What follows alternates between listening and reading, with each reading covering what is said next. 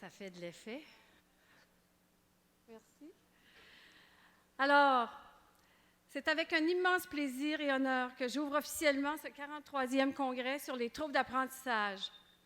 D'entrée de jeu, je tiens à saluer la présence de dignitaires, présidence et direction de commission scolaire, direction d'établissements scolaires, direction d'organismes et de fondations. De plus, je tiens à saluer également nos dévoués conférenciers et vous, chers congressistes motivés provenant de toutes les régions du Québec, du Canada et de l'extérieur du pays.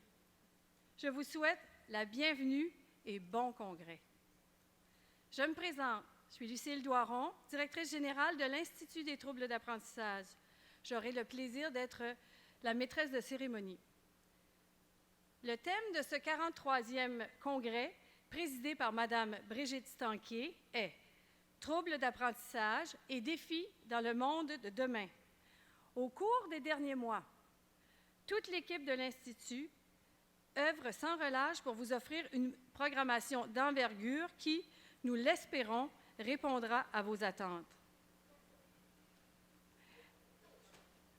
Les défis de demain sont nombreux et au thème de ce rassemblement de 3 jours à réfléchir et à vous enrichir sur ces sujets, nous espérons que vous pourrez repartir confiants et mieux équipés pour poursuivre votre travail avec cette même bienveillance qui vous caractérise tous. Sans plus tarder, je vous présente mon collègue Guy Aublais, directeur de la programmation de ce grand rassemblement sur les troubles d'apprentissage.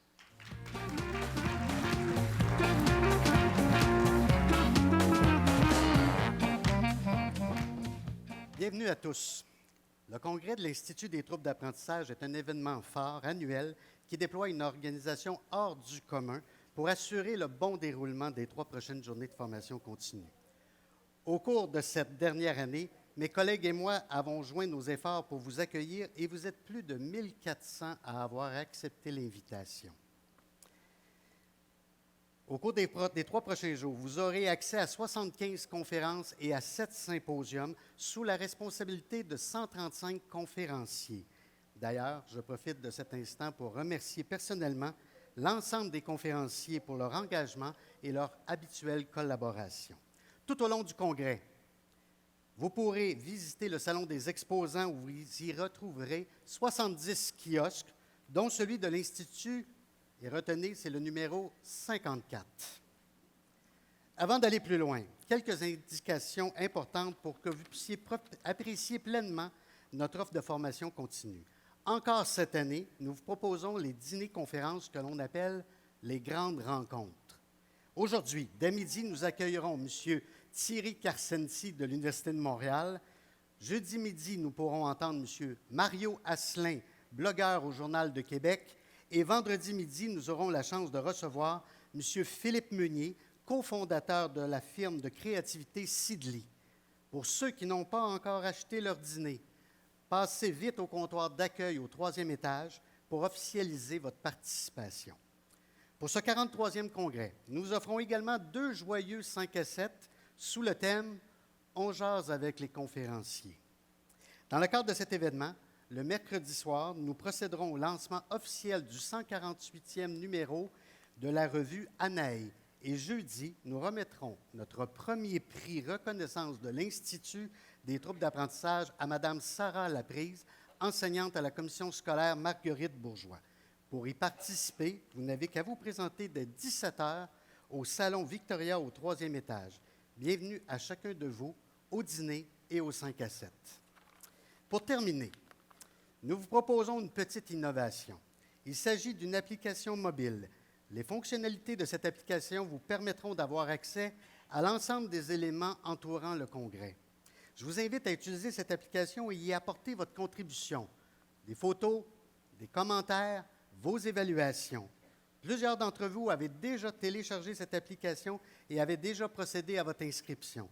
Si ce n'est pas encore fait, télécharger l'application Attendify que vous voyez présentement à l'écran. Voici le moment que j'attendais. Il y a quelques semaines, je suis allé à l'école Samuel de Champlain de Brossard pour rencontrer M. Sylvain Barillot, enseignant de 5e année. Sylvain, où est-ce que tu es? Peux-tu te lever pour que les gens puissent te voir? Alors oui, on peut l'applaudir, vous allez voir pourquoi. Merci Sylvain. Je lui ai proposé un projet, soit de préparer avec ses élèves une vidéo promotionnelle de l'Institut des troubles d'apprentissage. Il m'invite à investir les élèves de cette mission. Je rencontre les enfants et leur raconte brièvement la petite histoire de l'Institut des troubles d'apprentissage. J'essaie tant bien que mal de leur expliquer d'où nous venons et vers où nous allons. Bref, j'ai parlé un bon moment, puis finalement j'ai quitté et M. Sylvain a fait le reste. Voici donc ce que les élèves de 5e année de l'école Samuel de Champlain de Brossard retiennent de la grande aventure de l'Institut des troubles d'apprentissage.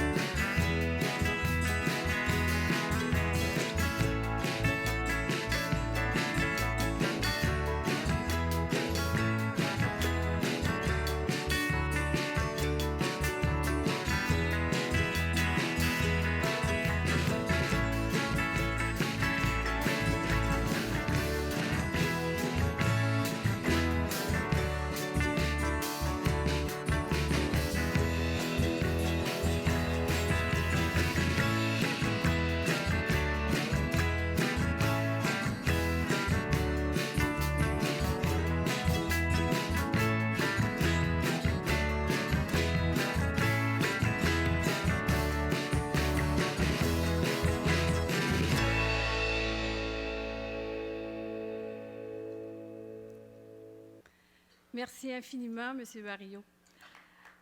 On l'applaudit encore une fois. Il pourrait se lever. Je le vois pas. Alors, merci infiniment de tout cœur aux élèves pour cet excellent travail, mais surtout, bien sûr, à l'enseignant, M. Sylvain Barriot, qui a de toute évidence beaucoup de talent, de créativité, et notre vidéaste et monteuse, Marie-Noël Pilon. Pour remercier maintenant ce fabuleux comédien, je n'ai pas mon cellulaire, je ne l'ai pas. Guy, viendrais-tu ici, s'il vous plaît? Alors, pour remercier, on a un petit mandat, toute la salle. Bien, j'aimerais que vous présentiez votre plus beau sourire et nous allons faire un selfie pour remercier les élèves. Allez, fais-le.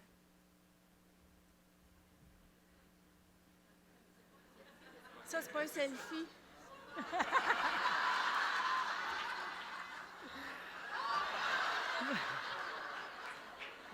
Ça vous donne une idée. Oh, oui! Alors maintenant, c'est avec un immense plaisir.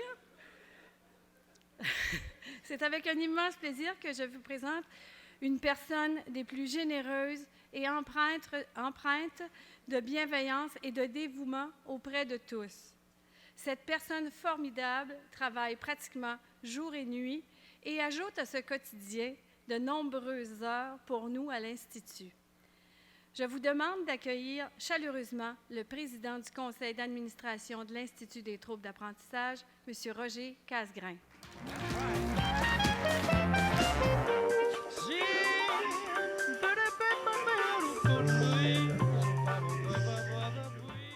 Bonjour tout le monde. Un chaleureux bonjour de la part de moi-même et de toute l'équipe à l'Institut. Soyez les bienvenus. A very warm welcome to all.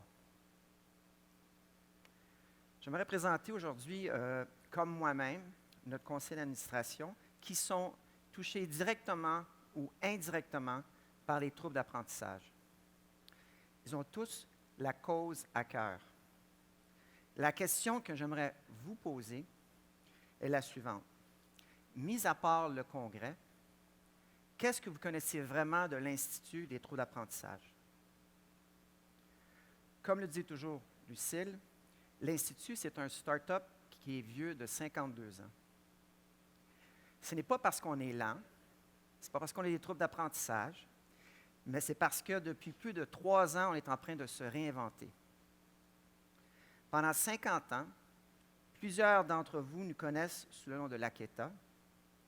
Depuis d'un demi-siècle, on travaille à être la référence en matière des troubles d'apprentissage. Mais concrètement, ça veut dire quoi? C'est quoi notre raison d'être?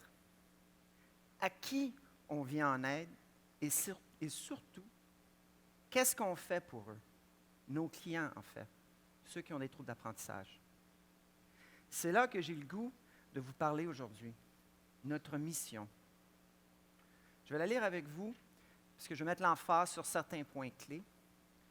On veut assurer l'égalité des chances des personnes qui vivent avec un trouble d'apprentissage, leur permettre de développer leur plein potentiel et de contribuer positivement à la société. Wow! C'est tout un contrat. Uniquement au Québec, on parle de quelques 800 000 personnes qui ont des troubles d'apprentissage. Officieusement, c'est mon opinion personnelle, on pourrait en avoir beaucoup plus. D'ailleurs, je soupçonne que ce n'est pas 800 000, mais c'est d'environ de 1,5 million, 1,6 million, soit presque 20 % de la population. On travaille là-dessus, faire une étude pour officialiser le chiffre. Donc, ces personnes qui vivent avec un trouble d'apprentissage au quotidien ont besoin d'un coup de pouce pour réussir. Notre désir, c'est de voir les aider et aider chaque individu touché par les troubles d'apprentissage. On a ciblé l'accompagnement de tout l'écosystème, c'est-à-dire les adultes, les enfants, les intervenants, toute personne qui a un impact majeur sur ces 800 000 personnes. If you have a learning challenge, our message is, you're not home alone. Donc, je parle ici de cibler, d'aider les familles, d'aider les amis de la famille, les amis des jeunes. Je parle ici, pour le milieu scolaire, les professionnels de l'éducation.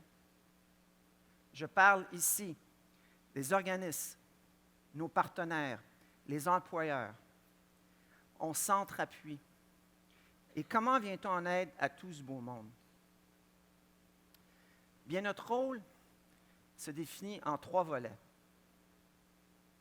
Premièrement, notre rôle est de prévenir en développant des ressources basées sur des recherches scientifiques.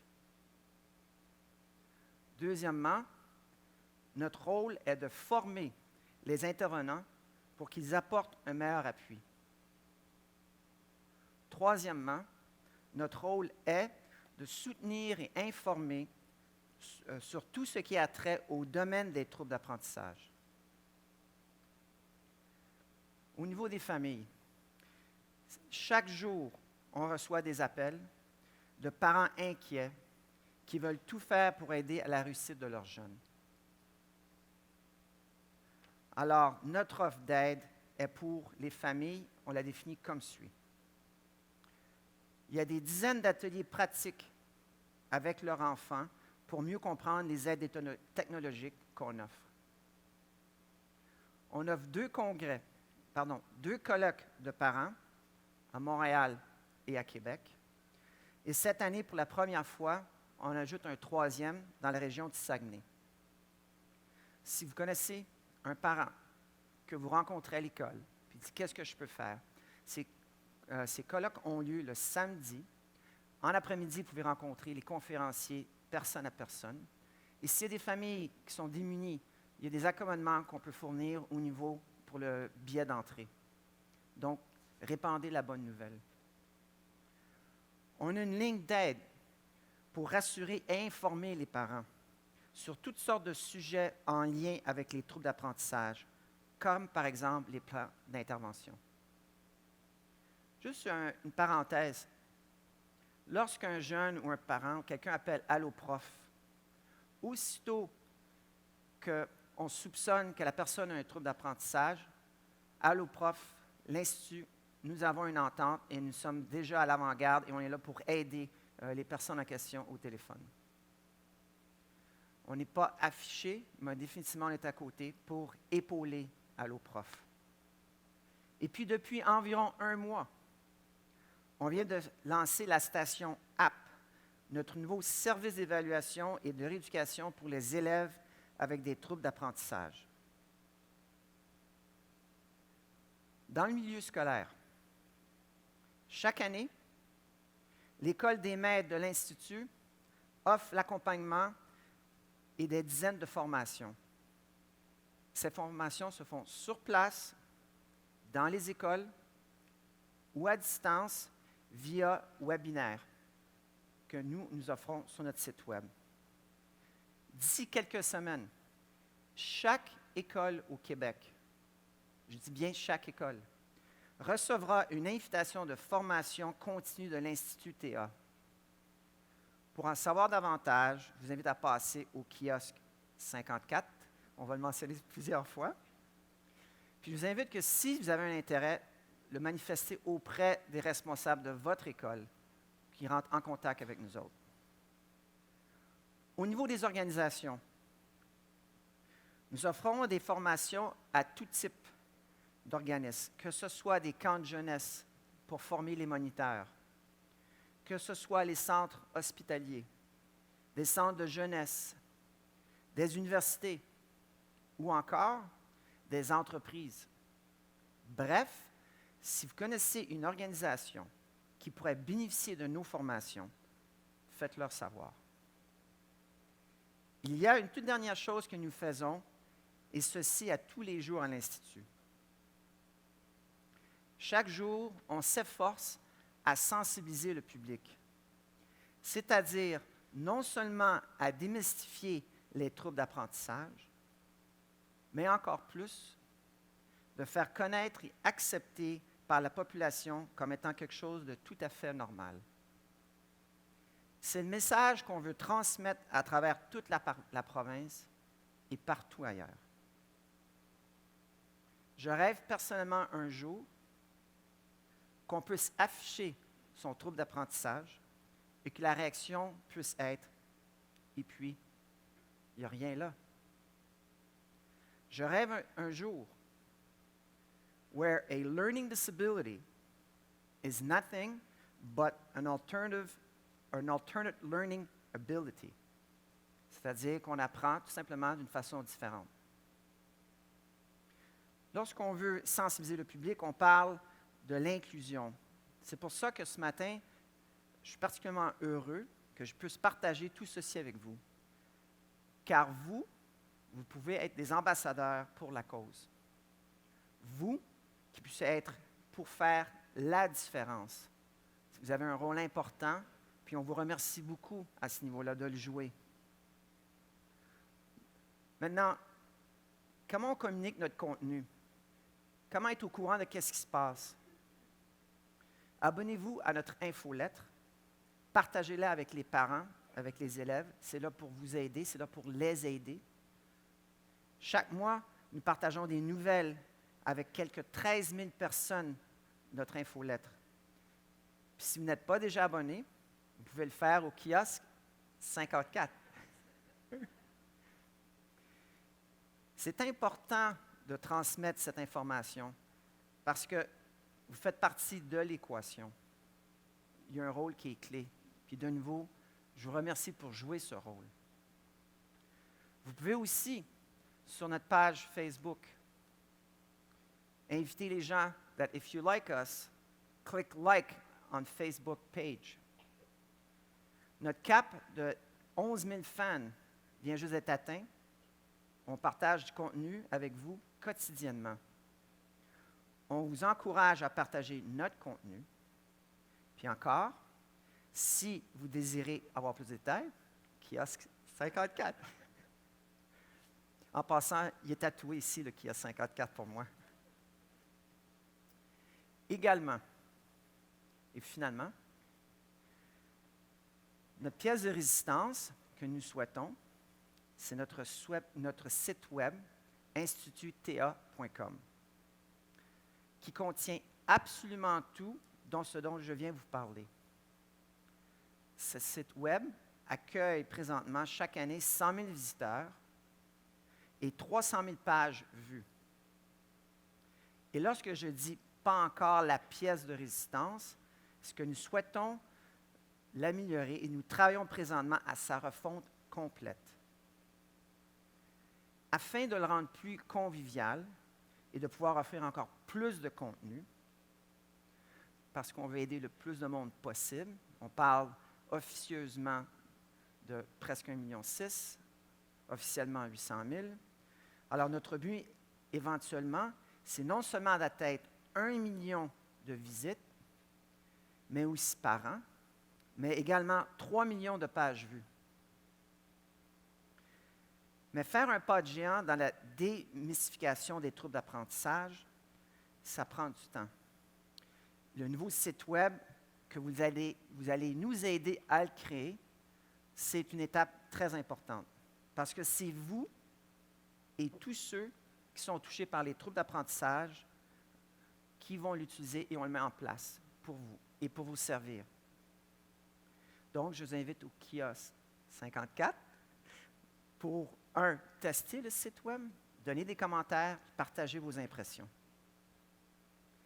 Finalement, il m'est impossible d'écarter ma profession qui est en finance, sans parler de la soirée bénéfice. C'est un événement comme tout autre de nos activités et c'est clé à notre survie puisqu'on est un organisme à but non lucratif. Cette année, la soirée a lieu le 27 septembre. On accueillera quelques 350 personnes. Juste avant de terminer, j'aimerais remercier nos membres du conseil d'administration. J'aimerais remercier nos donateurs, l'équipe de l'Institut, temporaire et permanente, nos bénévoles en région. Puis j'aimerais vous remercier, vous, pour être là aujourd'hui, pour vos connaissances, ce que vous allez apporter à l'Institut et ce que, en même temps, par votre participation. Alors, je vous souhaite une superbe expérience à ce 43e congrès. Puis je passe la parole à notre directrice générale, Mme Doiron. Merci.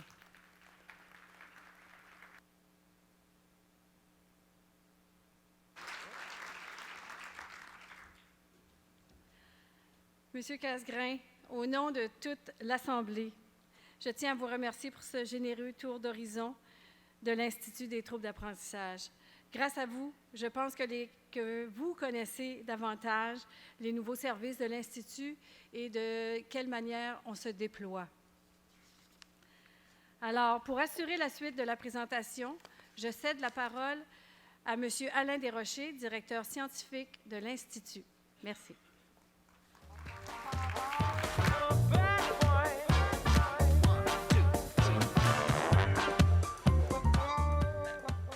Pour moi, c'est un véritable privilège de travailler à l'Institut des troubles d'apprentissage.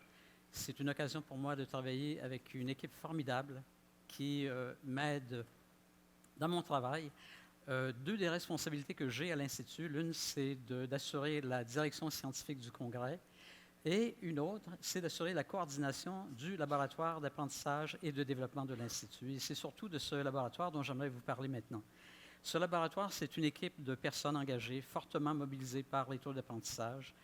Si vous aviez à nous rendre visite à l'Institut, votre premier constat serait probablement de voir que nous avons abandonné le sarrau blanc de laboratoire il y a fort longtemps et nous sommes maintenant tous vêtus en civil.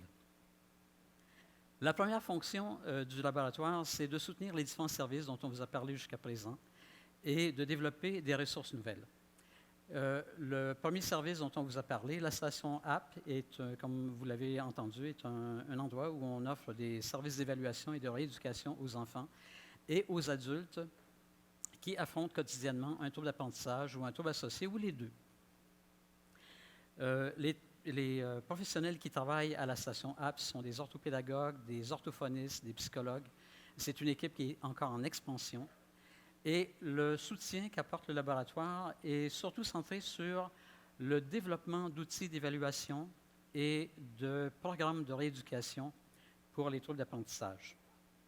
Ces ressources sont actuellement mises au banc d'essai à la station d'App, mais notre objectif à moyen terme est de rendre ce matériel accessible, disponible au milieu scolaire.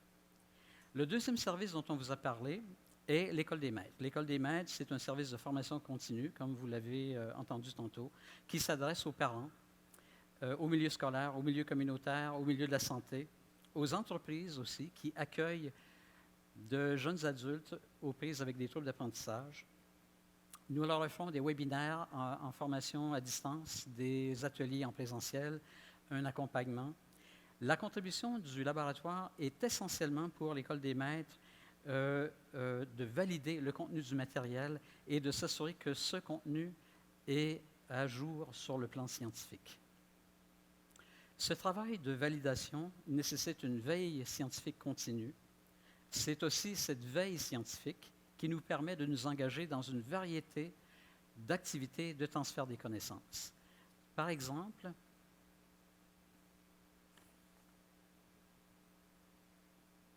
la bibliothèque virtuelle. La bibliothèque virtuelle est une collection de dossiers qui portent sur une variété de sujets interreliés comme les troubles d'apprentissage, les troubles associés, les procédés d'évaluation, les pratiques éducatives, les pratiques de rééducation, les pratiques parentales. Ces dossiers seront accessibles dans le prochain site Web de l'Institut, qui est en construction, comme Roger vous le mentionnait tantôt.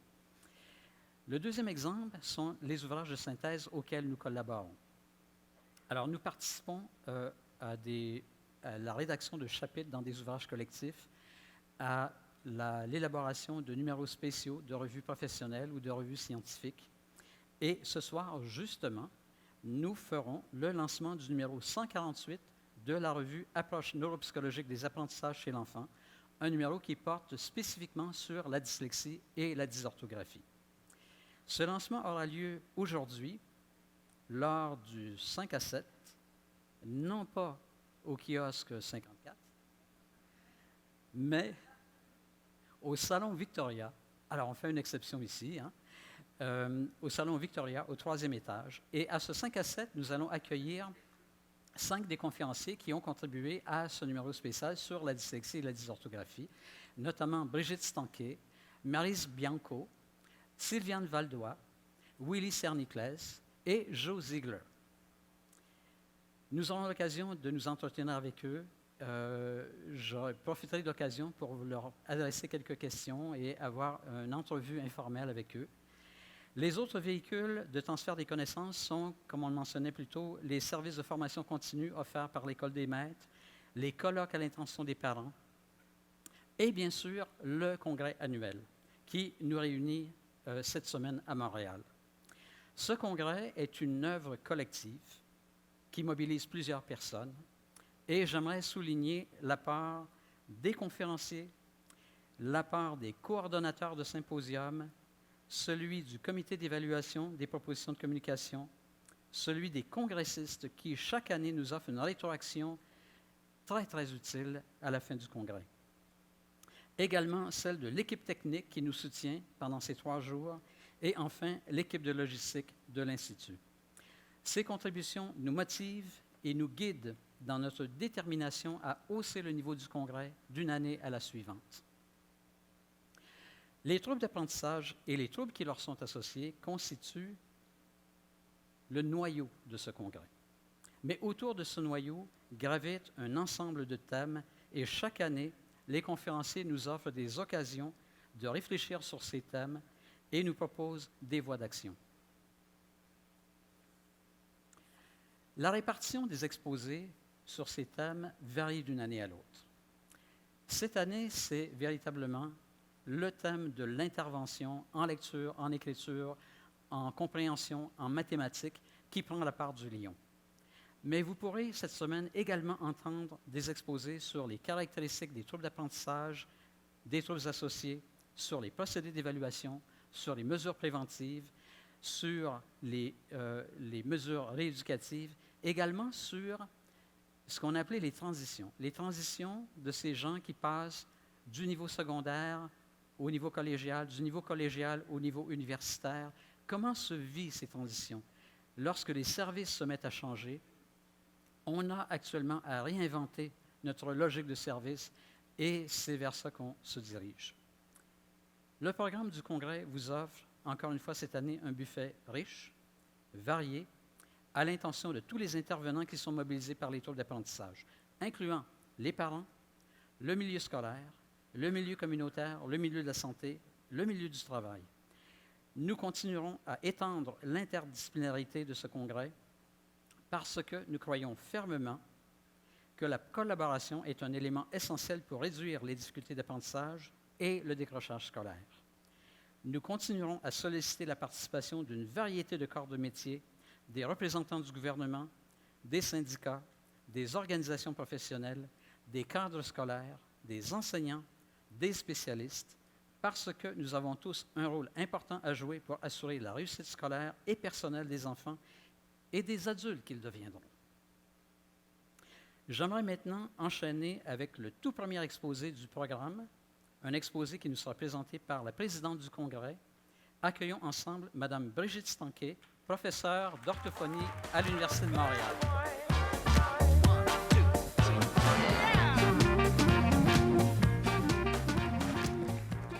Bonjour tout le monde, je suis vraiment très enchantée et merci à l'Institut de m'inviter pour la dernière fois et j'espère que ça va être la dernière. Alors, sans plus tarder, je commence. Alors, mon thème, c'est vraiment le thème du congrès, c'est les troubles d'apprentissage et défis dans le monde de demain.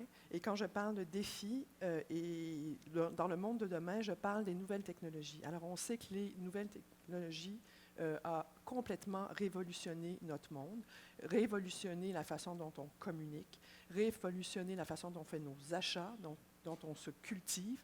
Et en fait, aussi, ces nouvelles technologies-là touchent l'enseignement et touchent les apprentissages. Alors, je vais puis je vais juste vous montrer aussi, ça c'est moi, vraiment moi, là, juste un instant. Voilà, 9h18. Bref, ça touche même tout complet et je peux parler avec ma montre, comme vous le savez. Alors là, ce que je vais faire aujourd'hui, c'est vous présenter donc 2 recherches. Une qui va traiter plutôt des apports de l'utilisation des technologies pour soutenir l'enseignement, et une autre recherche qui, encore là, va traiter des apports de l'utilisation des nouvelles technologies, mais cette fois-ci pour venir en support aux élèves qui ont des difficultés d'apprentissage. Alors, la première recherche, c'est vraiment l'apport de l'utilisation des technologies pour soutenir l'enseignement de l'orthographe lexicale, qui est mon domaine. Alors, on sait que les élèves québécois, mais pas que les élèves québécois, les élèves français aussi, ont vraiment de grandes difficultés à apprendre l'orthographe, donc des difficultés d'apprentissage de l'orthographe pour plusieurs raisons. D'abord parce que notre langue et le français est assez difficile à l'écrit. Et donc, pour mieux comprendre pourquoi les enfants peinent à apprendre l'orthographe du français écrit, évidemment, il y a plusieurs recherches là-dessus. Et entre autres, ce qu'il faut, c'est développer des outils qui vont nous permettre de mesurer, mesurer l'acquisition du lexique orthographique, donc comment on apprend à orthographier les mots, et aussi des facteurs, surtout des facteurs qui vont influencer cet apprentissage-là de l'orthographe. Alors, dans les facteurs, il y en a plusieurs, mais moi, je vais traiter davantage, donc, comme facteurs, c'est des facteurs linguistiques, donc tous les facteurs qui touchent notre langage écrit.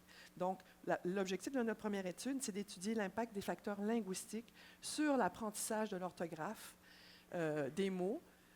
Et ce qu'on a voulu étudier, c'est les mots que les enfants vont devoir apprendre à orthographier quand ils vont à l'école, donc des mots scolaires, des mots des différentes disciplines scolaires. Alors, facteurs linguistiques, je vais parler entre autres de la fréquence des mots, nombre de syllabes, la consistance orthographique, nombre de lettres, etc.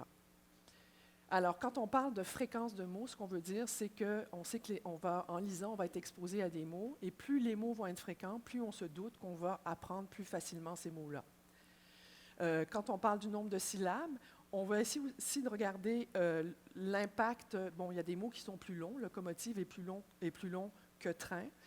Et est-ce que le fait que le mot soit plus long, ça a un impact sur l'apprentissage de l'orthographe? On a la consistance des mots. Qu'est-ce que c'est que la consistance des mots? En français et dans plusieurs langues, mais surtout aussi l'anglais, on va apprendre à lire et orthographier en apprenant la correspondance, donc des sons avec des lettres. Mais en français, tout comme en anglais, un son peut être représenté par différentes graphies, différentes séquences de lettres ou lettres. Alors quand on regarde le mot train, l'enfant doit apprendre par cœur que train, dans ce cas-ci, le son 1 s'écrit avec A-I-N et non pas I-E-N, E-I-N, Y-N, Y-M. D'accord?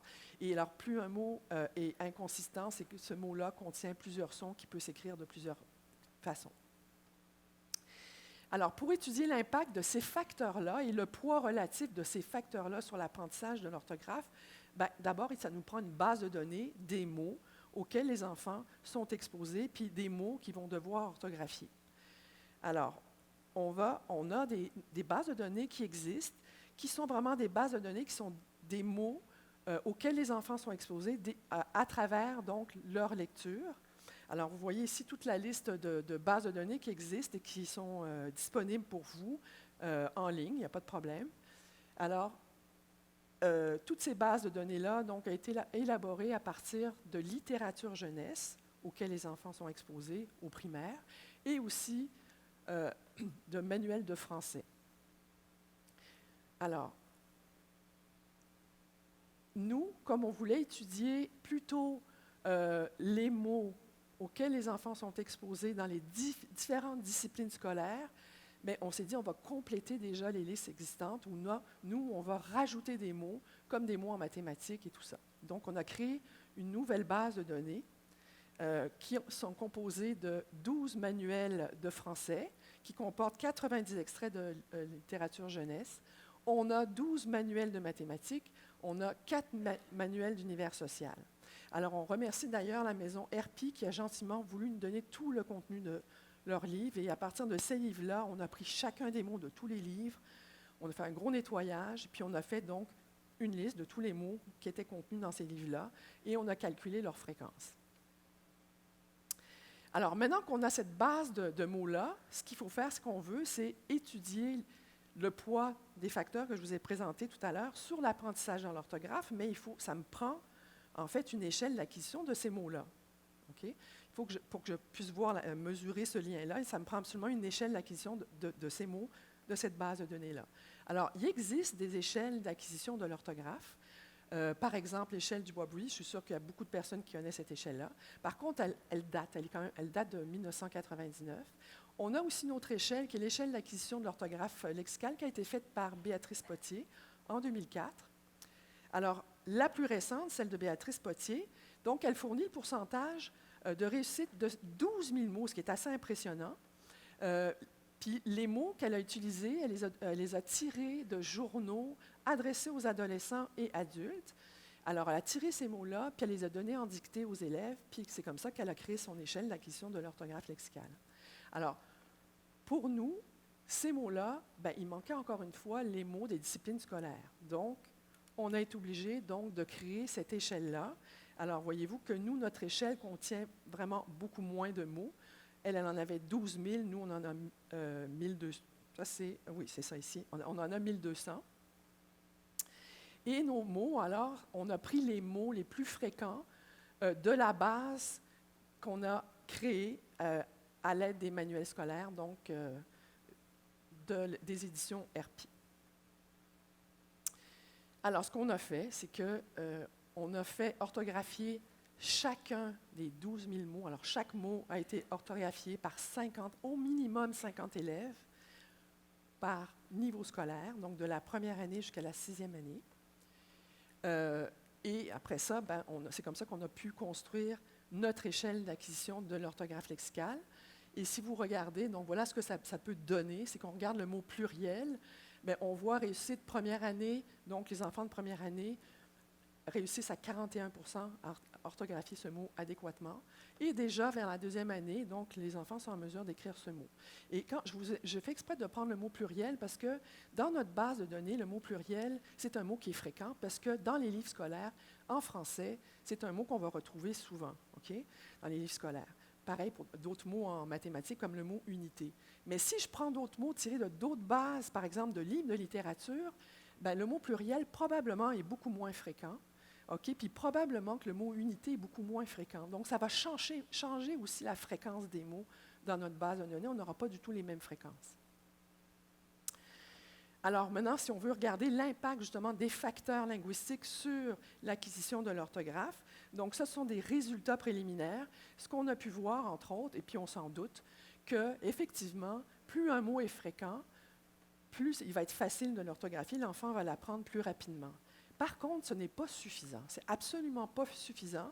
Ce n'est pas parce qu'un mot est fréquent que l'enfant va savoir orthographier. Ça va aussi dépendre de sa consistance orthographique. Okay? Alors, si un mot contient plein de sons qui peut s'écrire de différentes façons, mais ça va être beaucoup plus dur d'apprendre ce mot-là, même s'il est hyper fréquent. Okay? On va voir aussi que le nombre de syllabes va avoir un impact. Je vous dirais que oui, il va avoir un impact, surtout en début de scolarité. Pour un jeune enfant, en première année, d'écrire le mot locomotive, ça va être beaucoup plus dur que d'écrire le mot train ou là, parce que, premièrement, le geste moteur n'est pas automatisé, et donc, justement, ça va lui demander beaucoup de mémoire de travail, puisque sans doute qu'il ne sait pas encore écrire par cœur ce mot-là. Okay? Donc, on a plusieurs facteurs qui interviennent, mais comme je vous dis, la consistance orthographique, c'est vraiment un facteur très important. On a quand même voulu savoir si le fait d'avoir créé une échelle d'acquisition, ça valait la peine ou pas, parce qu'on s'est donné vraiment beaucoup de travail. Et en fait, oui. Alors, on a comparé notre échelle d'acquisition de l'orthographe, la nôtre, qu'on appelle école, on l'a comparée à celle de Béatrice Potier et Hall, juste pour voir si on obtenait les mêmes échelles d'acquisition. Et si on avait obtenu la même échelle d'acquisition, on aurait obtenu une ligne droite. Et comme vous voyez, en fait, les jeunes Québécois, en haut à gauche, vous avez un cercle et ça montre que ça, ce sont les mots qui sont mieux orthographiés par les jeunes Québécois. Et en bas à droite, ce sont les mots qui sont mieux orthographiés par les jeunes Français. Alors, vous voyez qu'il y a vraiment une différence importante et que ça a valu la peine qu'on crée notre propre échelle d'acquisition de l'orthographe. Et évidemment, pourquoi on obtient ce résultat-là? Premièrement, on a peut-être les méthodes d'enseignement qui sont différentes. On a peut-être, parce qu'on a quand même la même langue, on n'est peut-être pas exposé quand même, aux mêmes mots, ça devrait. Entre autres, justement, elle n'a pas choisi les mêmes mots que nous dans son échelle. Donc, ça aussi, ça peut expliquer une de ces différences-là. Et une autre différence, c'est que l'échelle date de 2004. Et on sait que même au Québec, hein, les méthodes d'enseignement changent, surtout en orthographe. Il y a eu beaucoup de recherches et donc ça change, les méthodes changent.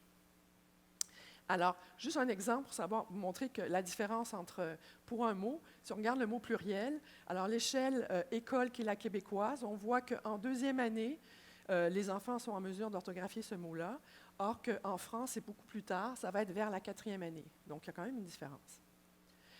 Alors, l'apport, pourquoi je parlais de l'apport des nouvelles technologies, puis je vous parle de ma recherche, en fait, le lien, c'est qu'en fait, les premiers ordinateurs, hein, et puis, donc, ce n'était pas donné à tout le monde de pouvoir traiter des données, n'est-ce pas? C'était que les grosses compagnies et même le gouvernement qui pouvaient se munir de cet ordinateur.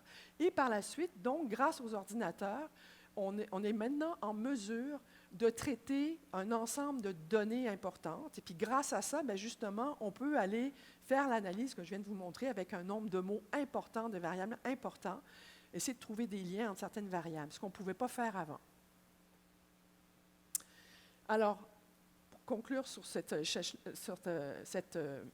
recherche-là, c'est juste pour vous dire qu'il existe des bases de données. Elles sont gratuites, ça vaut la peine. Donc, bases de données qui sont existantes, vous pouvez les trouver sur Internet. La nôtre, c'est une petite base de données qui complète les autres. Okay? C'est vraiment une base qui complète celles qui ont déjà été faites.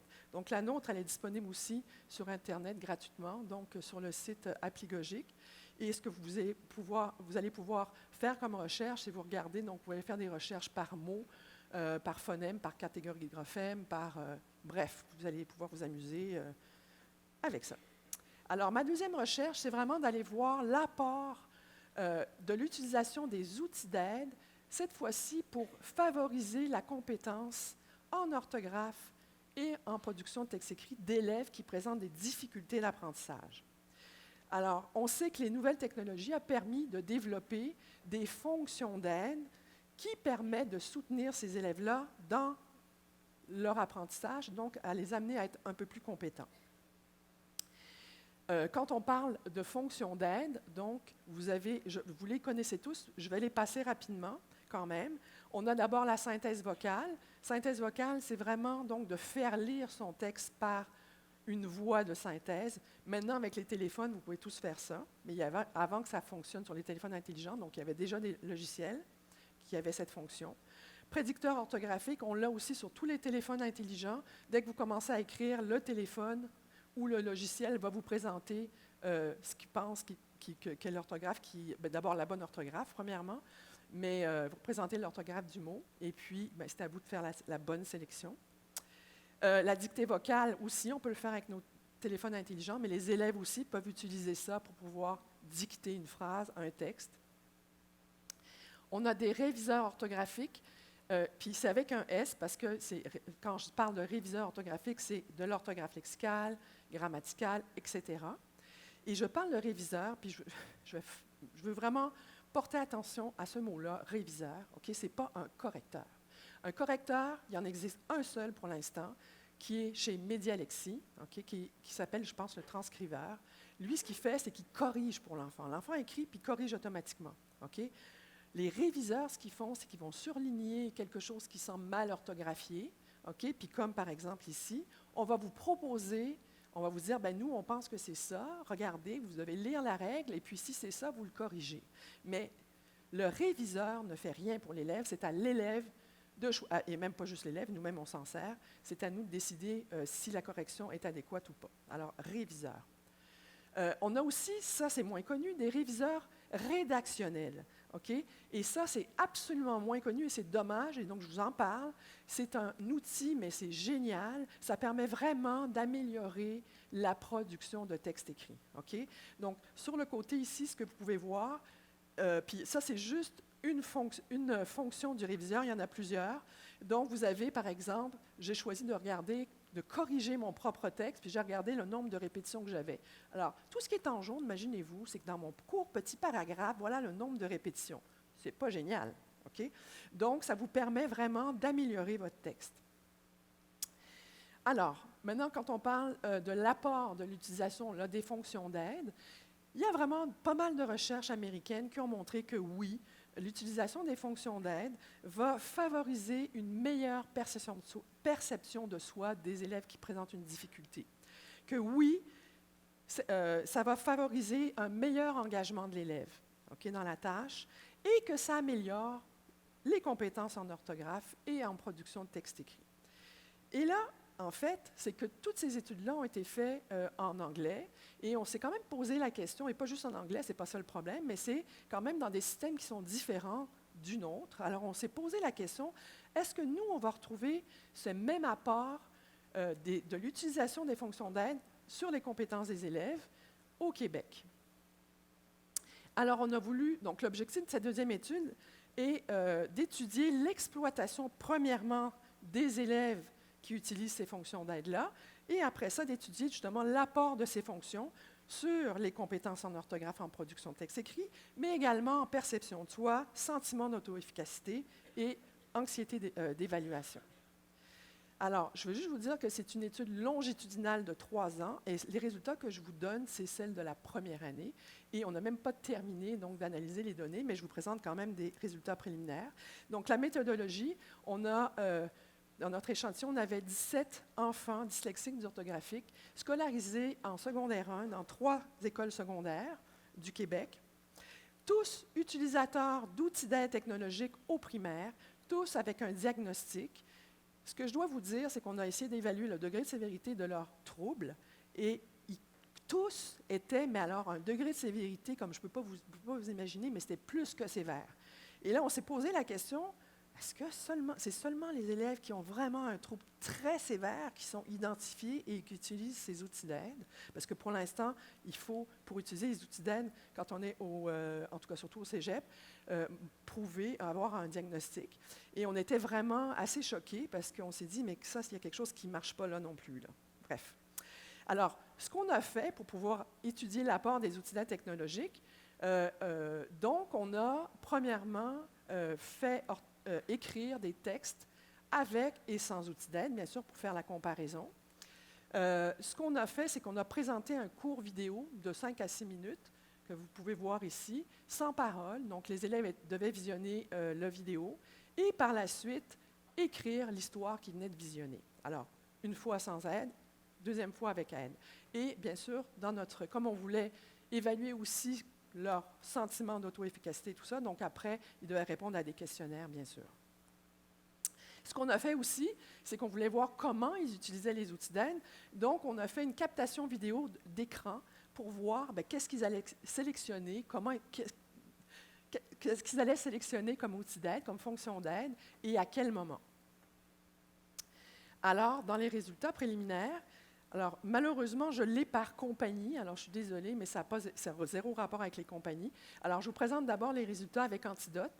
Alors, ce qu'on peut voir, Antidote, imaginez-vous qu'il y a 239 fonctions, OK? Et que les élèves utilisent 3 fonctions. Et sur ces 3 fonctions, en fait, ce qu'on voit, c'est qu'ils utilisent davantage les réviseurs orthographiques. Et ce qu'on voit aussi, c'est que lorsqu'ils corrigent, l'élève double-clique sur l'alerte sans lire l'explication. C'est génial. Alors voilà, ça c'est pour Antidote. WordQ, alors, on a pour WordQ 12 fonctions. Les élèves en utilisent 9, c'est quand même pas mal. Okay? Quand on regarde maintenant dans ce qui est utilisé, prédicteur orthographique, au moment de la rédaction, okay? Très peu l'utilisent, en fait, pour la révision de leur texte. Okay? Et la synthèse vocale, se faire lire le texte, une fois que j'ai écrit le texte, normalement c'est quand même bien pour aller voir si le texte est cohérent, eh bien en fait, il y a eu 2 fois l'utilisation donc de cette synthèse-là. Alors pour Lexibar, qui a à peu près les mêmes fonctions que WordQ, on obtient à peu près les mêmes résultats. En fait, c'est beaucoup davantage utilisé le réviseur orthographique au moment de la rédaction, d'accord? Beaucoup moins au moment de la révision. Alors, maintenant, je vous montre Word, qui n'est pas une fonction d'aide, c'est le traitement de texte Word. On a quand même regardé ça. Et en fait, qu'est-ce qui arrive? Bien voilà, ça, c'est vraiment utilisé, mais plus par les élèves. OK? Et en fait, ce qu'ils font, c'est que vraiment, ils corrigent sans regarder, clic du droit du souris, bling, corrige. OK? Donc, si on regarde les résultats, premièrement, donc ce qu'on a vu, ils utilisent davantage les outils d'aide. Pourquoi? Pour l'orthographe. OK? Alors, mais pas du tout pour tous les autres outils qu'on peut utiliser pour s'aider à améliorer notre texte. Ce n'est pas du tout utilisé par les étudiants. Alors, on ne va pas être surpris des résultats. La seule différence qu'on a qui est significative avec et sans outils d'aide, donc sans outils d'aide, c'est en gris foncé, gris clair, c'est avec outils d'aide. La première flèche rouge que vous voyez à votre gauche, c'est respect de la norme. Alors, on a vu une amélioration, évidemment, sur le plan de l'orthographe. OK? Mais pour le reste, on obtient juste une différence significative qui n'est pas dans le bon sens, en plus, qui est pour la maturité de la narration. OK? En plus, elle n'est pas dans le bon sens. Donc, on pourrait même penser que ça nuit, finalement, à la production de texte. Mais on ne peut pas conclure comme ça parce que, en fait, ce qu'on ne sait pas, c'est que l'enfant en avait peut-être ras-le-bol d'écrire 2 fois le même texte, en tout cas. Donc, je ne sais pas. Mais on ne pouvait pas s'attendre à autre chose puisque l'utilisation qu'ils en font est quasiment nulle, OK, des outils d'aide.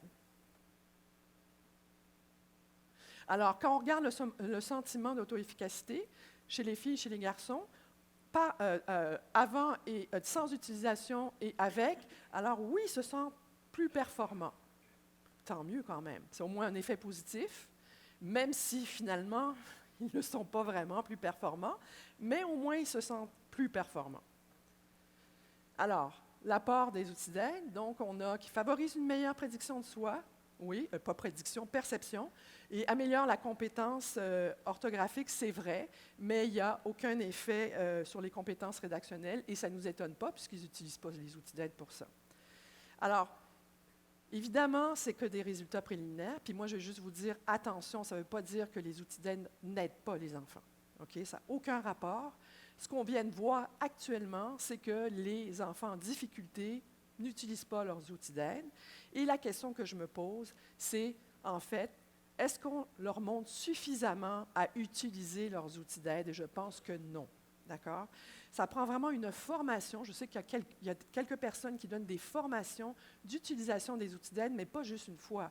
C'est réparti sur 2 semaines où les élèves sont entraînés à utiliser, selon leurs problèmes, leurs outils d'aide. Et aussi, les enseignants reçoivent la même formation. OK? Alors, il y a vraiment une nécessité d'une formation poussée à l'utilisation donc des fonctions d'aide, et c'est vraiment important qu'on s'y attarde parce que pour l'instant, tout ce qu'ils ont, les élèves, c'est n'importe quoi. En fait, ils utilisent plus leur traitement de texte, donc ça ne sert absolument à rien. Alors maintenant, je conclue ces 2 recherches-là. Je sais que pour ceux et celles qui étaient présentes l'année dernière, j'avais présenté Christopher Nedelian, le parcours d'un jeune dyslexique orthographique, jeune, qui était devenu maintenant adulte et qui était venu nous présenter son parcours. Et ce que je veux faire maintenant cette année, c'est vous montrer aussi le parcours d'un jeune enfant, Enzo, qui a une dyslexie d'orthographie, et surtout vous montrer qu'est-ce que ça peut être la vie d'un jeune qui présente une dyslexie d'orthographie. Évidemment, les enfants qui présentent un trouble d'apprentissage d'une dyslexie d'orthographie, dans 90% des cas, ils ont un autre trouble associé. Okay? Et donc, très souvent, ils ont un TDAH, problème en ergothérapie, des problèmes de motricité, comme Enzo, donc ils vont voir différents spécialistes. Alors, je vous invite à regarder d'abord ce jeune qui va vous présenter sa vie.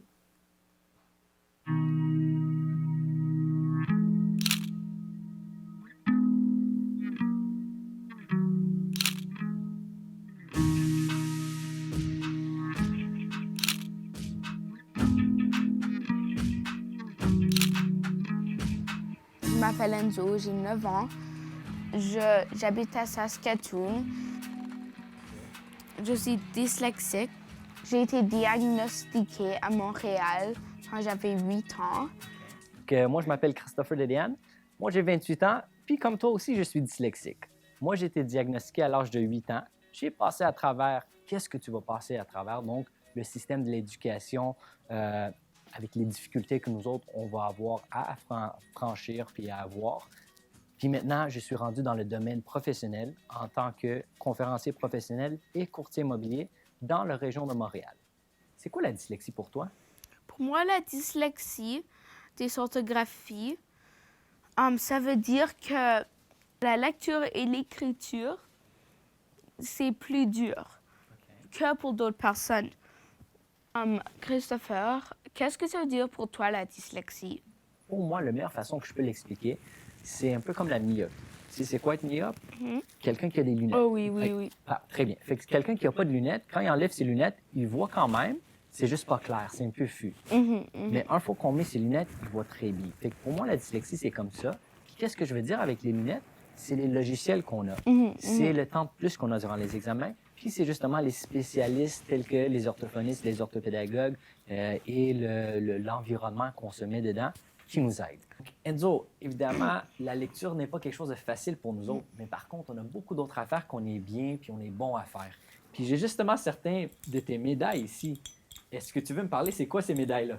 C'est ceux-là que j'ai gagnés à mes provincials. Le ski nautique, c'est comme du ski de neige, mais sauf c'est sur l'eau, OK, wow. tiré par un bateau. OK. Mais il y en a aussi que le bateau forme une vague. Ça, c'est quelque chose d'autre, c'est le wake surf. L'hiver, je m'entraîne au gym avec Donnie. Je fais toutes sortes d'exercices pour pratiquer ma balance, mon équilibre, mes muscles. Vraiment, ça varie. Donc, le ski nautique, moi, je fais du slalom. Je fais du slalom et du trick. Du trick ski, on est sur 2 ou 1 ski. Donc, j'ai gagné, ça c'était à ma première année. J'ai gagné une pour le trick ski et une pour overall.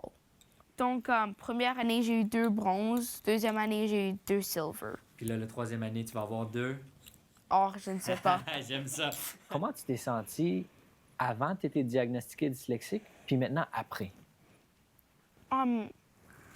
Avant, c'était dur parce que je n'avais pas les bonnes ressources.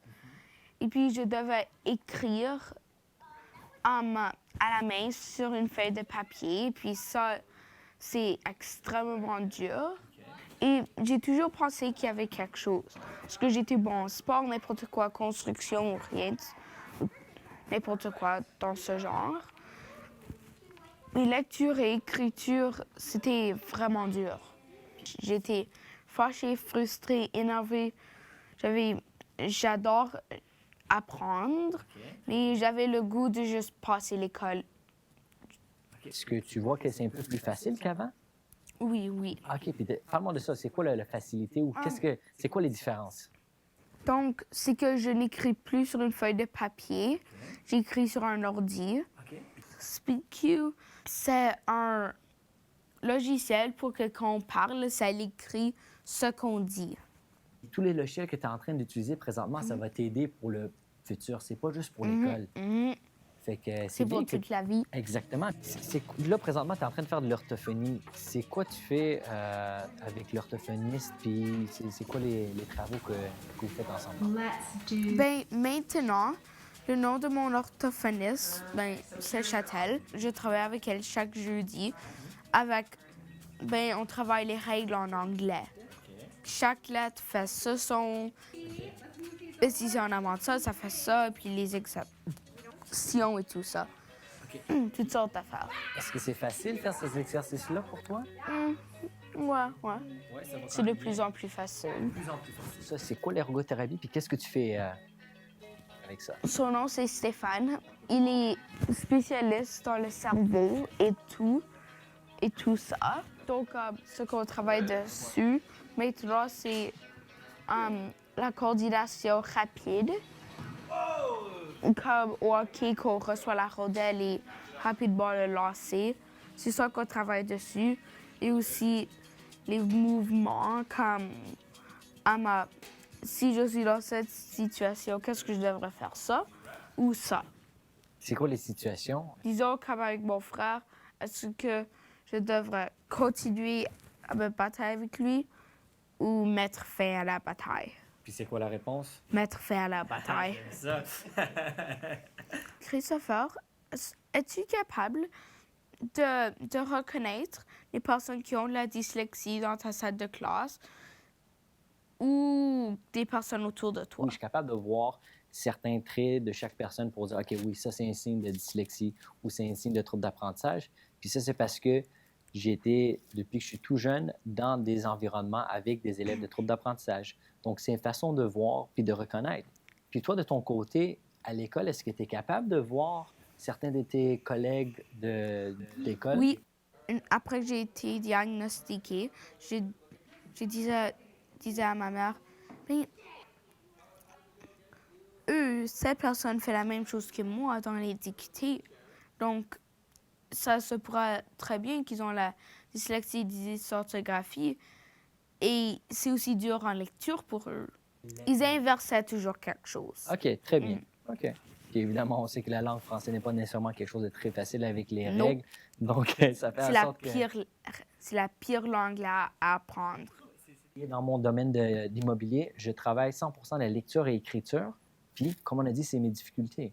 Mais avec tous les outils qu'on a parlé, que j'utilise, il n'y a aucun problème. Je suis capable de le faire. Donc, toi, dis-moi, Enzo, quand toi, tu vas être grand, qu'est-ce que tu veux faire? J'aimerais être ingénieur. Parce que je comprends bien et mieux que d'autres personnes la stabilité et qu'est-ce que ça prend pour avoir ce résultat, plus que ça. Je te l'ai dit, ça ne va pas être facile les prochaines années. Je suis sûr que tu vas travailler fort puis tu vas réussir. Mais une fois que tu sors à l'extérieur, la vie va être beaucoup mieux. Je te le garantis.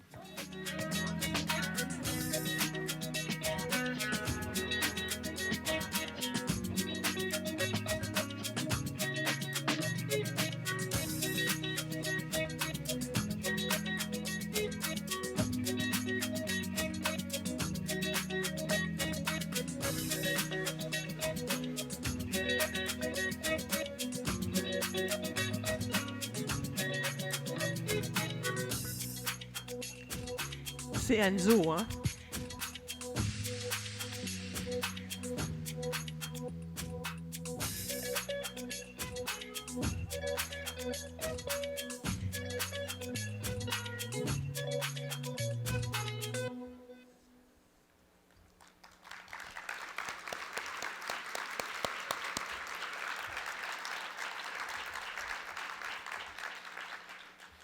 Alors, je vais terminer avec un mot qui a été écrit par Paul-André Galland, qui est le président de l'Ordre des orthophonistes.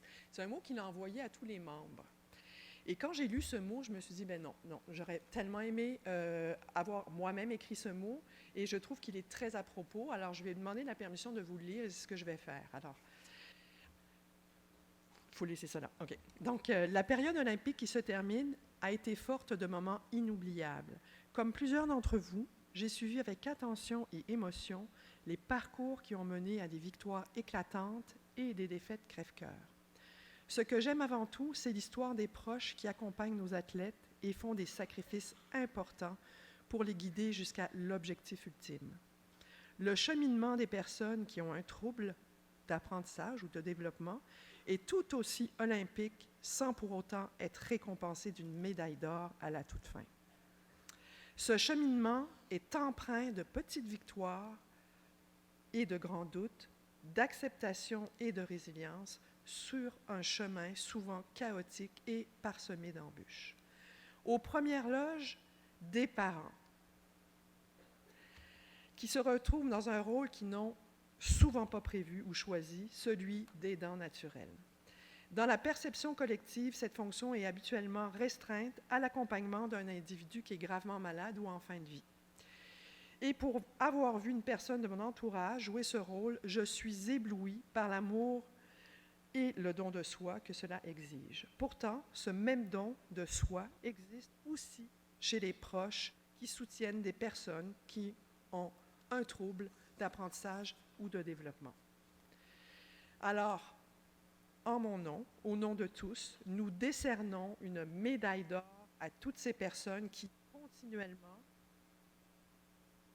ça coupe un peu, je m'excuse, continuellement et devant ou dans l'ombre, font des sacrifices quotidiens pour assurer un avenir à l'être aimé et qui n'hésitent pas à franchir les obstacles pour faire reconnaître une problématique qui parfois est invisible aux yeux de plusieurs. Nous vous invitons à prendre le temps de leur dire l'admiration que vous leur portez, à leur souligner le courage dont ils font preuve, car ces personnes-là le méritent, sans en douter, la plus haute marche du podium.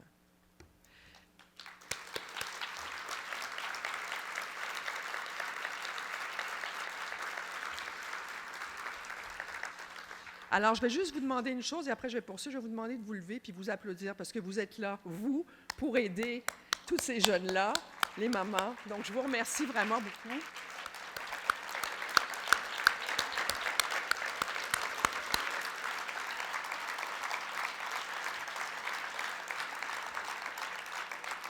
Est-ce qu'on peut mettre la diapo suivante?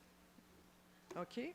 Alors, la plus haute marche du podium, qui est souvent pas couronnée d'une médaille d'or, mais moi, je dédie le prix Percy.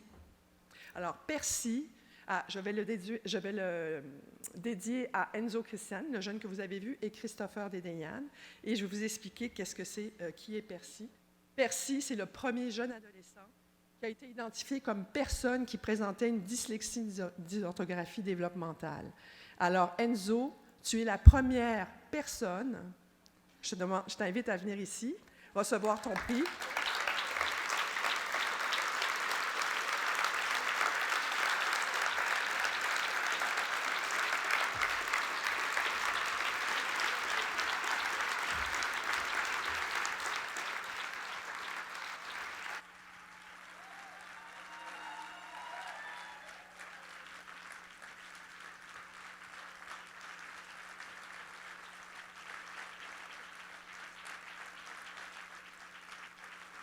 Je veux dire que Enzo est la première personne identifiée comme ayant une dyslexie dysorthographie à Saskatoon. Alors, assois-toi. Alors, Christopher, je t'invite aussi à venir recevoir ta médaille. Médaille Percy.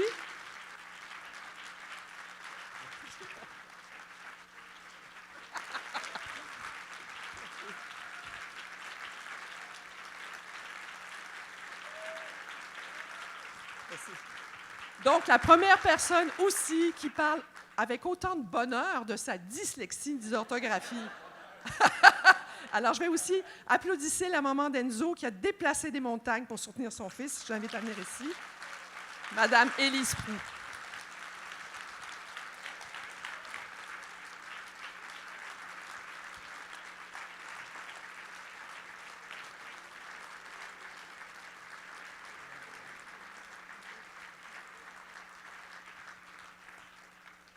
Alors, on va conclure avec ça. J'ai juste une question à poser à chacun, puis il faut être bref, paraît-il qu'on est très serré dans le temps.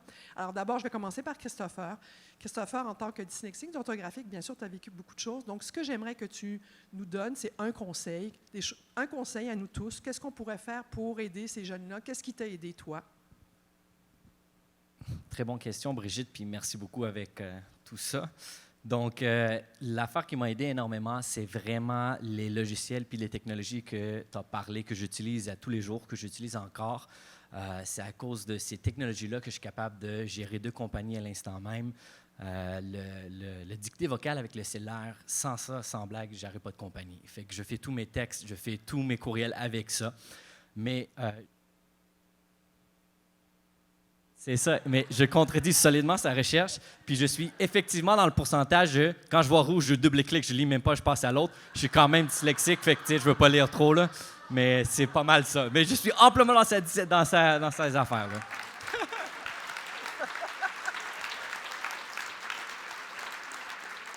Alors, Enzo, je te remercie vraiment beaucoup. Puis Enzo, je vais te poser la même question. Toi, tu es capable de nous donner des conseils, surtout à nous. Qu'est-ce que toi, tu veux vraiment laisser comme message? J'aimerais que les écoles, au lieu de dire, par exemple, que c'est un learning disability ou quelque chose du genre, et qu'ils ne se concentrent pas sur le négatif, mais ils pensent au positif de l'affaire.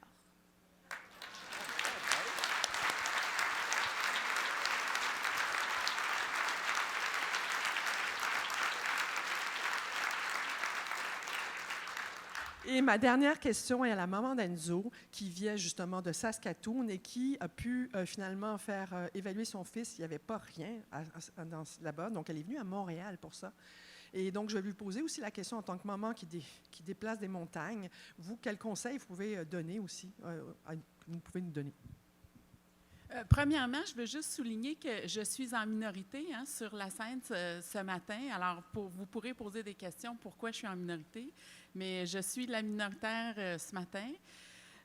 Pour ce qui est des conseils, avant de donner un conseil, je veux juste dire que nous, sans l'aide de Mme Madeleine Fauteux, qui est au centre de référence de l'Institut, on serait encore dans le noir en train d'essayer de trouver des sorties, des moyens, des fonctions. On était complètement perdus. Alors, l'Institut, pour nous, a été et continue d'être un groupe qui nous a reconnus, qui a validé notre démarche et qui nous soutient.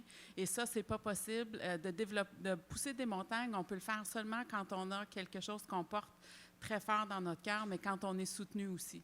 Alors, deuxième chose, par rapport à un conseil, les écoles, les groupes, les soutiens, il faut écouter les papas et les mamans. Quand on reconnaît qu'il y a souvent des choses qui ne fonctionnent pas avec notre enfant ou nos enfants, mais on ne sait pas ce que c'est, mais on a les intuitions qu'il y a quelque chose. Il faut juste écouter, développer ce dialogue et écouter le papa et la maman. Merci Brigitte. Merci l'Institut. Merci tout le monde.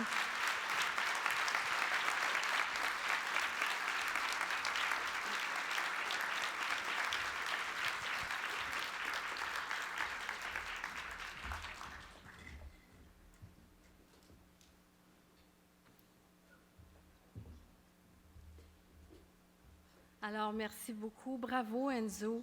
Tu nous surprends et nous étonnes et nous sommes tous très fiers de toi. Bravo, M. Dédéane, pour encore ton fabuleux témoignage et ton pep dans le talon. Très, très contagieux. Et puis, merci, Madame. Alors, ici, je veux remercier notre présidente d'honneur qui arrive au terme de son mandat de 2 ans, Madame Brigitte Stanquier.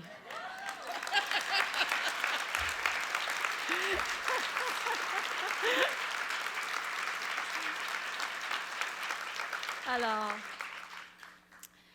Brigitte, au cours des 2 dernières années, tu as su, avec beaucoup de générosité, contribuer à faire progresser la cause. Tu nous as bien orientés et conseillés par tes recherches. Tu nous as fait découvrir ton univers et fait connaître des personnes extraordinaires comme Enzo et sa maman. Et bien sûr, M. Dédéane.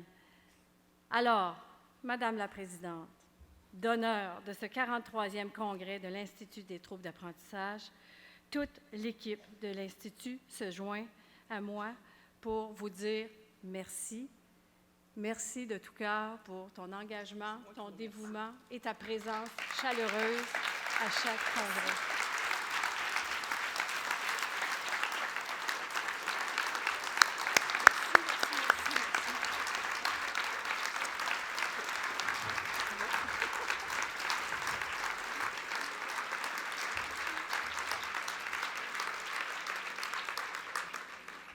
Merci. Alors, en suivi à la présentation de Mme Stanquier et en introduction à la conférence de ce midi, je vous demande d'accueillir M. Thierry Carsanti de l'Université de Montréal et son ami Le Robot.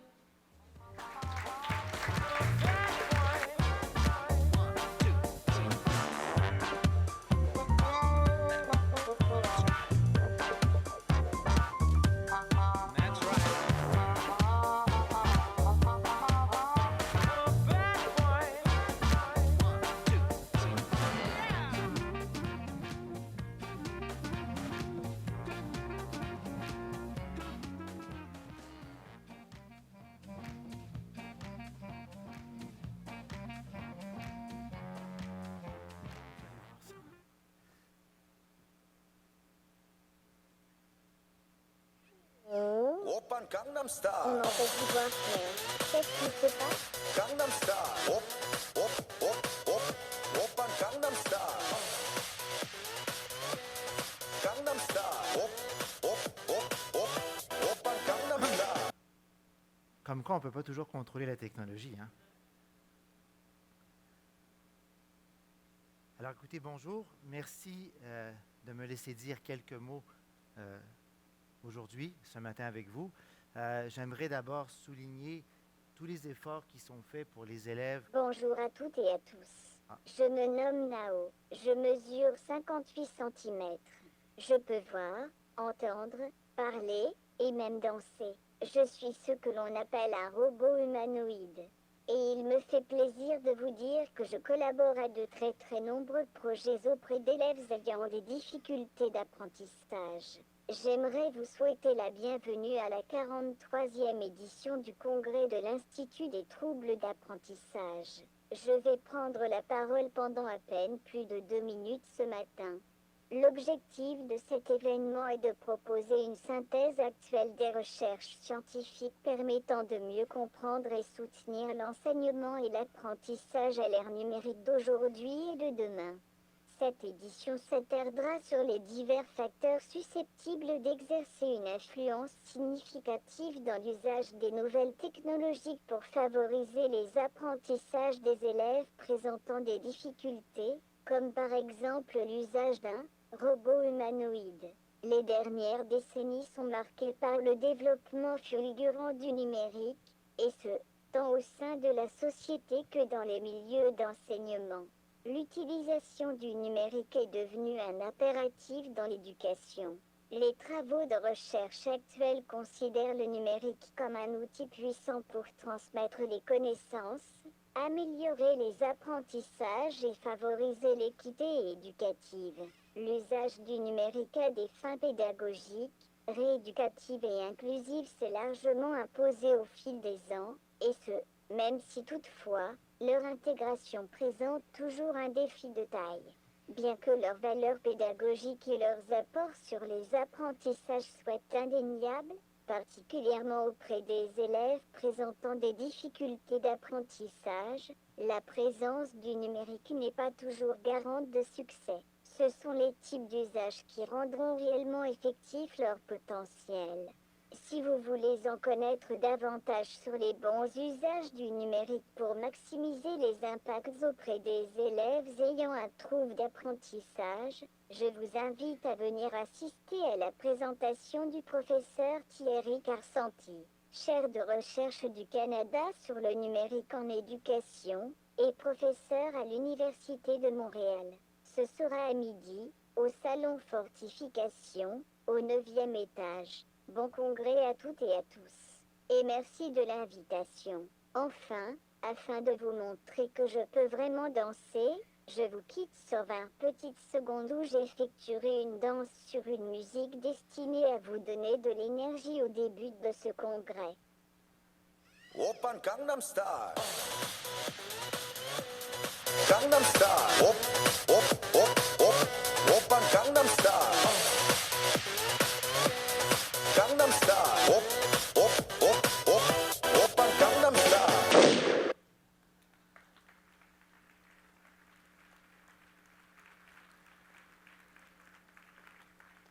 Est-ce que tu veux venir le toucher? Viens, viens, viens. Si ta maman le permet.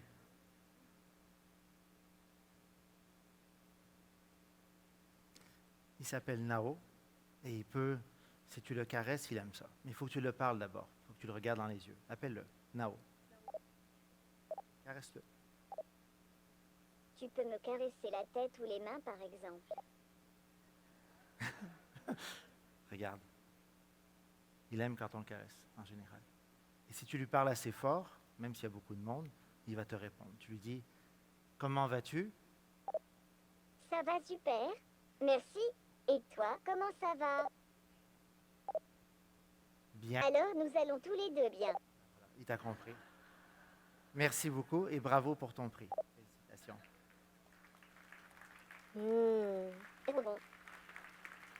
Bon congrès à toutes et à tous. Merci et merci aux organisateurs.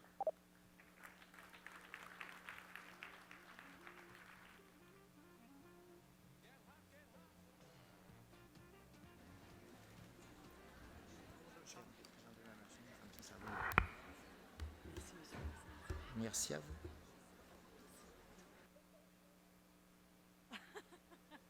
De quoi j'ai Merci beaucoup, M. Carsanti, pour cette présentation tout à fait innovante et très stimulante à suivre ce midi.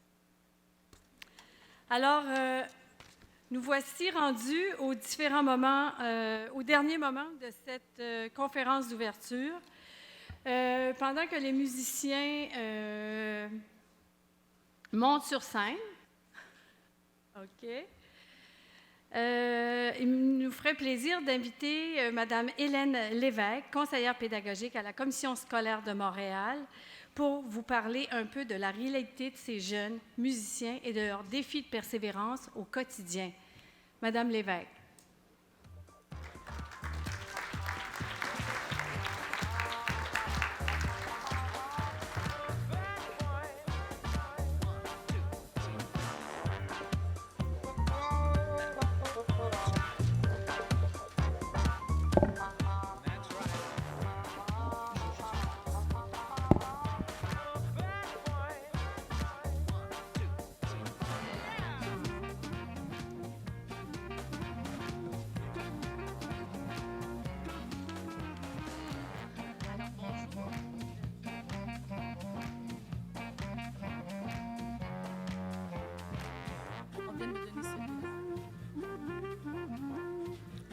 Alors, bonjour.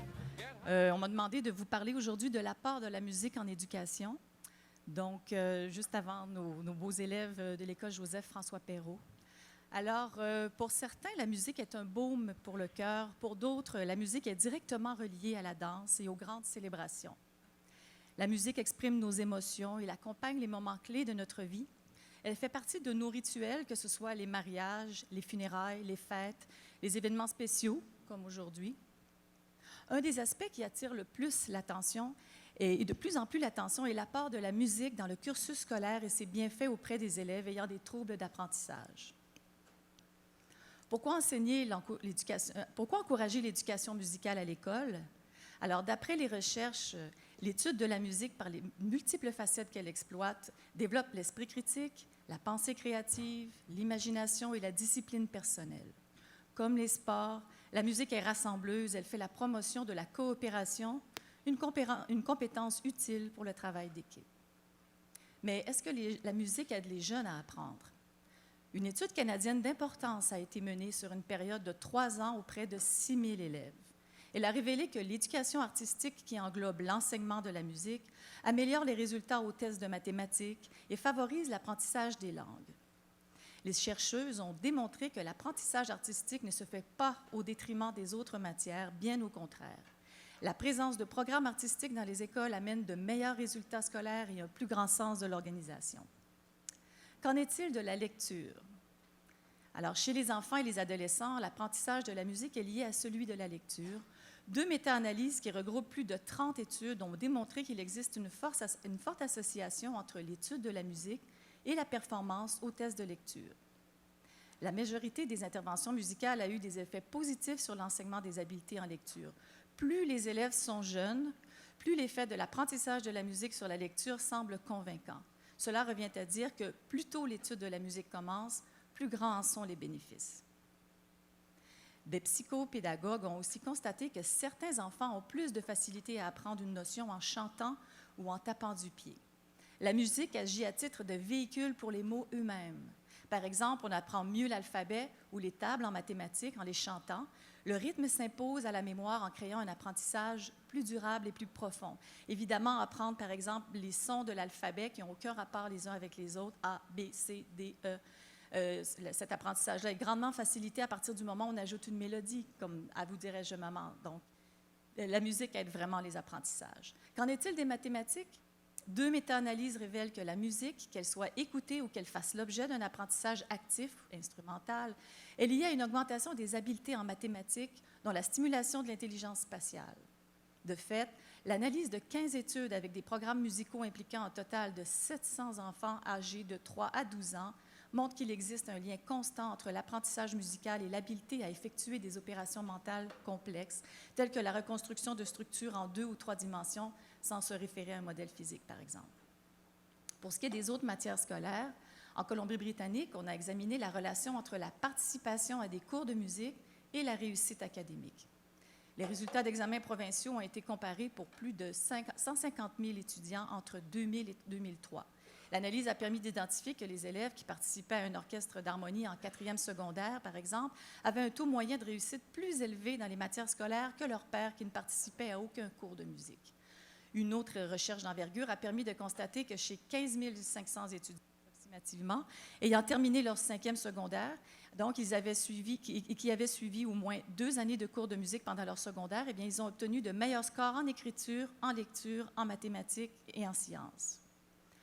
Alors, en conclusion, un nombre important d'écrits soulève des raisons valables d'encourager l'enseignement de la musique à l'école. La réponse aux difficultés scolaires des élèves ne passe pas obligatoirement par l'augmentation des heures en français, en mathématiques ou en anglais.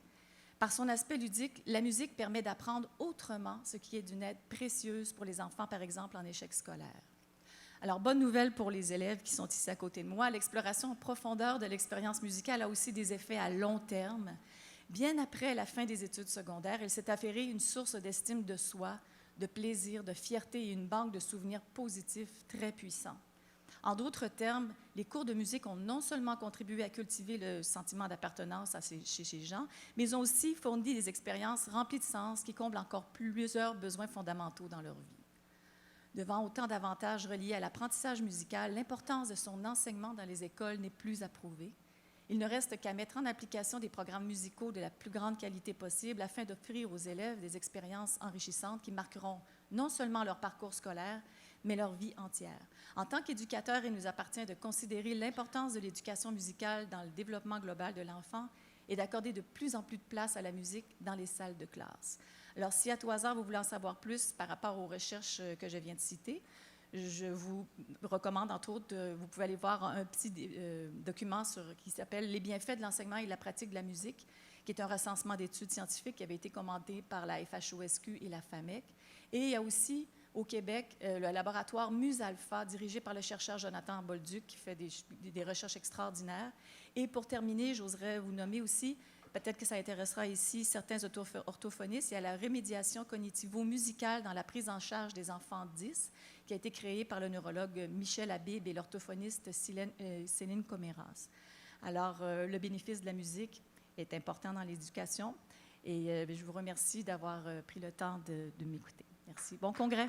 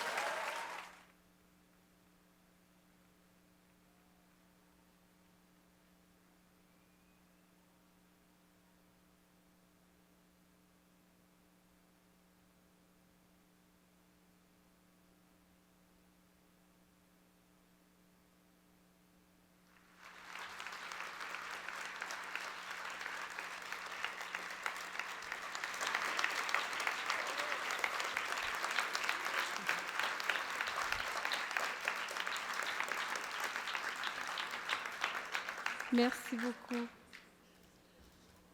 Alors, je tiens à remercier l'excellente présentation de Mme Lévesque.